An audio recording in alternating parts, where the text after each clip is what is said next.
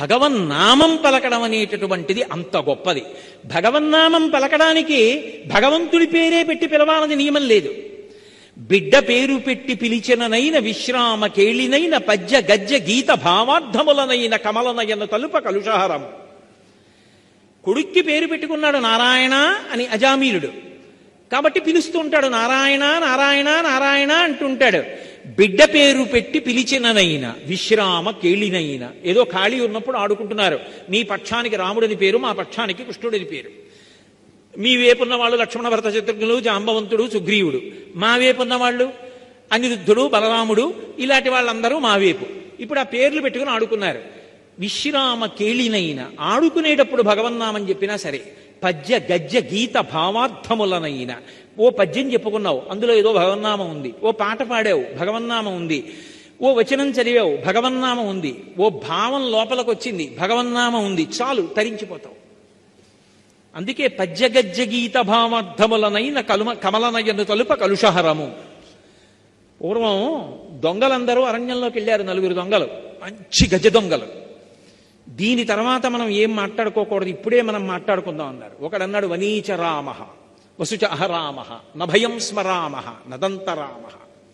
ఒకడన్నాడు మనం ఇప్పుడు అరణ్యం అంతా తిరుగుతాం. రెండో వాడన్నాడు కనపడ్డ వాళ్ళని దోచుకుంటాం. మూడో వాడన్నాడు భయం అన్న పేరెత్తకూడదు. నాలుగో వాడన్నాడు నది దాటి వెళ్ళిపోతాం అన్నాడు. ఈ చివర రామహ రామహ అన్నప్పుడు క్రియాపదంగా చెప్పారు వాళ్ళు. ఆఖరణ దొంగతనం చేశారు, 9 నది దాటి వెళ్ళిపోతున్నారు. మాట్లాడుకున్నప్పుడు చివర వాళ్ళు అన్నమాట రామహ అంతే, ఆ తర్వాత ఇంకా మాట్లాడుకోవాలి. నది దాటి వెళ్ళిపోతున్నారు, రాజభటులు వచ్చారు, బాణాలు వేశారు, వెనక నుంచి వీపుల్లో గుచ్చుకు పడిపోయారు. చివర రామనామం పలికారు కాబట్టి స్వర్గలోకానికి వెళ్ళిపోయారు. అగ్నిహోత్రం తెలిసి ముట్టుకుంటే కాలుస్తుందా, తెలియక ముట్టుకుంటే కాలుస్తుందా? ఎలా అయినా కాలుస్తుంది. భగవన్నామం తెలిసి ముట్టుకున్నా పాపహరణం, తెలియక ముట్టుకున్నా పాపహరణం. అందుకే బిడ్డ పేరు పెట్టి పిలిచిననైన విశ్రామ కేళినైన పద్య గజ్జ గీత భావార్థములనైన కమలనయను తలుప కలుషహరము. ఆయన్ని తలుచుకుంటే, ఆయన నామం చెప్తే చాలు సర్వ పాపములు నశించిపోతాయి. అందుకే అసలు భగవన్నామం చెప్పడం ఏ పరిస్థితుల్లో అలవాటు కావాలని అడిగారు.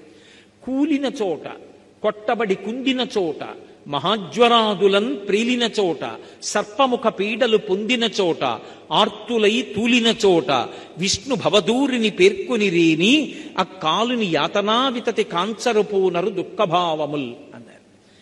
భగవన్నామం ఎప్పుడు చెప్పాలి అంటే కూలిన చోట. అకస్మాత్తుగా నడుస్తూ నడుస్తూ గడపదన్ను కింద పడిపోయావు. ఆ కూలిపోయినప్పుడు శివ అనో, రామ అనో, హే గోవింద అనో, విష్ణు అనో, వెంకటేశ్వర, భగవన్నామం ఏదో ఒకటి రావడం అలవాటు చేసుకోవాలి. కూలిన చోట, కొట్టబడి కుందిన చోట, ఎక్కడో ఎవరో దెబ్బ కొట్టారు తల మీద, ఒక్కసారి ఎంత నిప్పెట్టిందో. ఎవరో కొట్టక్కర్లేదు, పొడుగ్గా ఉన్నవాడు వేదిక మించి పైకి లేచాడు, పైన దూలం తగిలింది.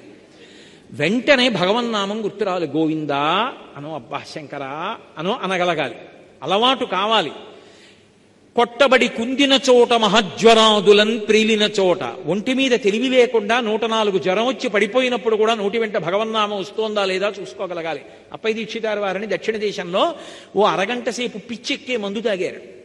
శిష్యులందరినీ పిలిచి తలుపులేసేయండిరా, నాకు అరగంట పిచ్చెక్కుతుంది, కిటికీ దగ్గర కూర్చోండి, పిచ్చెక్కినప్పుడు నేనేం చెప్తానో వ్రాయండి, గురువుగారు కదా అని వదిలేయకండి, నా ఒంటి మీద తెలివి లేనప్పుడు ఏం చేస్తున్నానో నాకు తెలియాలన్నారు. అరగంట తర్వాత పిచ్చి తగ్గిపోతుంది.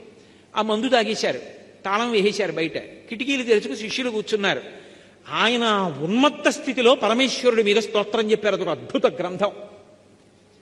కాబట్టి మహాజ్వరాదులన్ ప్రేలిన చోట, ఆర్తులై తూలిన చోట, ఏదో పెద్ద కోరికతో అయ్య బాబోయ్ తీరుతుందో తీరదో అని ఊగిపోతున్నాడు.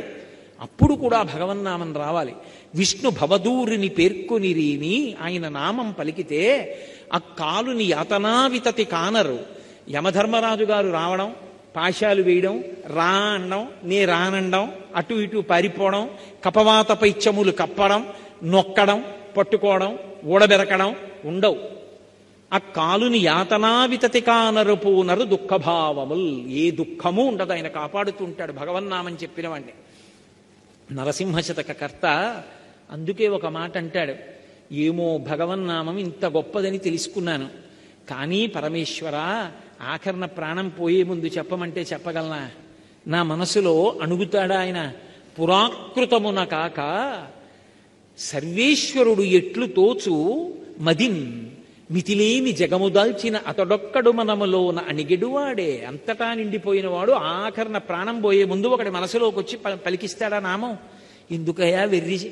అక్కర్లేదు. పరమాత్మ అప్పుడు చెప్పగలనో చెప్పలేనో, ఇప్పుడే చెప్పేస్తున్నాను. ఇవాళ బాగా జ్ఞాపకం పెట్టుకో. భాద్రపద మాసం కృష్ణపక్షం విధియనాటి ప్రదోష వేళ కోటేశ్వరరావు నారాయణ అన్నాడు. చెవులు దొప్పలు చేసుకుని విను. మళ్ళీ నువ్వు ఎప్పుడూ అనలేదా అనుకో అని.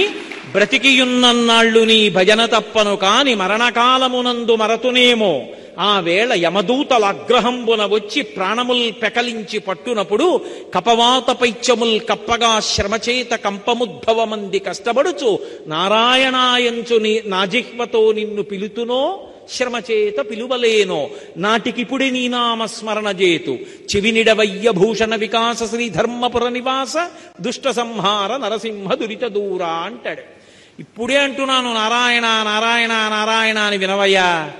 విని వ్రాసుకో. అనలేదు నీ నామమని అనుకోకు. అప్పుడు నేను అనగలనో అనలేనో. అంత భయంకరాకారంతో దూతలు వచ్చి లాగుతుంటే భయపడి ప్రాణాలు అటు ఇటు పోతూ ఉంటే కపవాత పైత్యములు పుట్టి నొక్కేస్తుంటే హడిలిపోయి ఇలా నోరు తెరిచి ఉండిపోతే కొడుకు నోట్లో తులసి నీళ్లు పోస్తూ ఉంటే గుటక పడకపోతే పక్క నుంచి కారిపోతే యథాపుత్ర మిత్రాదయో మత్సకాశీ హృదాతస్య కీదృశీయోదశంతి తదా దేవ దేవేశ గౌరీచ జంభో నమస్తే శివాయో త్యజస్రం బ్రవాణి అంటారు. ఆఖరణ చిట్ట చివర తులసి నీళ్లు పోస్తుంటే పక్క నుంచి కారిపోతుంటే నామం చెప్పలేకపోతుంటే నాన్నగారండి నాన్నగారండి అని కొడుకొచ్చి చెవుల్లో పిలుస్తుంటే అని పెద్ద అరుపరుస్తుంటే మంచం మీద పోకూడదు కింద పడుకోబెట్టేయండి అని ఇంత ఐశ్వర్యవంతుణ్ణి చింకి చాప వేసి పడుకోబెట్టేస్తుంటే మిత్రులందరూ చుట్టూ చేరి అయ్యో ప్రతిరోజు పూలదండ వేయించుకునే మా మిత్రుడు ఇలా పడుకోబెట్టేస్తున్నారా అని ఏడుస్తుంటే కూతుళ్ళు కొడుకులు చుట్టూ చేరి బావురుమంటుంటే భార్య పెద్దగా గుండెలు బాదుకుంటూ ఉంటే శివా నాకు వినపడకూడదు. చెమట పట్టి ప్రవచనం చేసి ఇంటికి వెళ్ళిన తర్వాత లాల్చీ విప్పి దండె మీద బారేసినట్టు బతికున్న నాళ్లు ఎవరి పాదాలు పట్టుకున్నానో ఆ పంజరంలోకి వస్తున్నాను శంకరా అని దీన్ని నమస్తే శివాయో త్యజస్రం బ్రవాణి లాల్చీ విప్పినట్టు ఈ శరీరాన్ని వదిలిపెట్టి నేను నీ పాద పంజరంలోకి రావాలి, అనుగ్రహించమంటారు శంకర భగవత్పాదులు. అలా అప్పుడు చెప్పగలనో చెప్పలేనో. అంత్యకాలమునందు ఆయాసమున నిన్ను తలుతునో తలపనో తలతనిపుడే నరసింహ నరసింహ నరసింహ లక్ష్మీశ దానవంతక కోటి భానుతేజ గోవింద గోవింద గోవింద సర్వేశ పన్నగాధిపశాయి పద్మనాభ మధువైరి మధువైరి మధువైరి సర్వేశ నీలమేఘ శరీర నిగమ వినుత ఈ విధంబుగ నీ నామమిష్టముగను భజన చేయుచునుందు నా భావమందు భూషణ వికాస శ్రీ ధర్మపుర నివాస దుష్ట సంహార నరసింహ దురిత దూరా అంటాడు. 3 మాటలు వేస్తాడు నామం. 3 సత్యం. అప్పుడు పలకగలనో పలకలేనో. కంఠం ఉండి ఇప్పుడు సమయం పోతే ఎలా?